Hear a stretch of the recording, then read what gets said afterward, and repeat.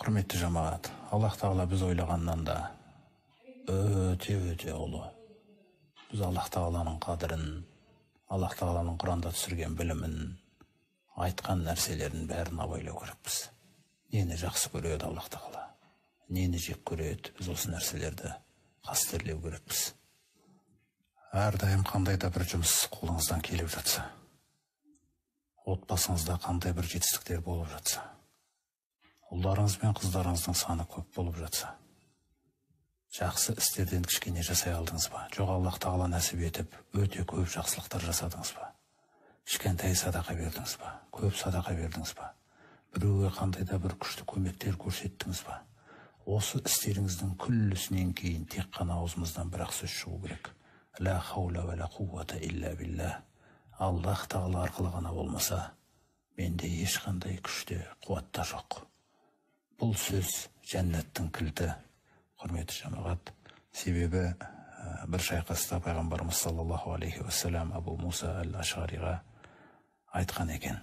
Ей Абу Муса деген кезде, мен оған Аллахтың елшісі алдыңдамын, ләббәйк деген едім. Сол кезде ол маған, мен саған жәннаттың қазыналарынан алынған, арнайы бір қазынасынан берілген бір сөзді айтпайын ба дейді. Сонда мен, Аллахтың елшісі, о не дегеніңіз, айтыңыз маған. Ата-анам сіздің жолыңызда төлем болсын деген едім. Ол кісі ла хаула ва ла қуввата илля билля деген сөз дейді.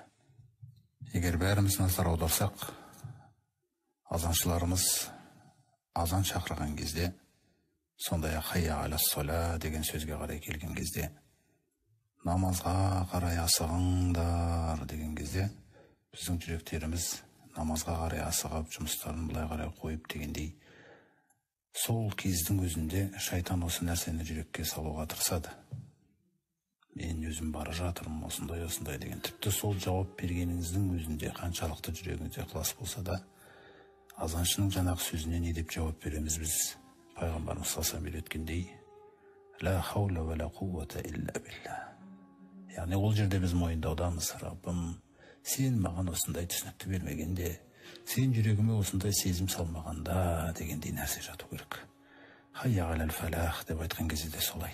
Ла хаула ва ла қуввата илля билля деп жалғаймыз. Міне құрметті жамағат, осындай жақсы сөздер өмірімізде көп болсын.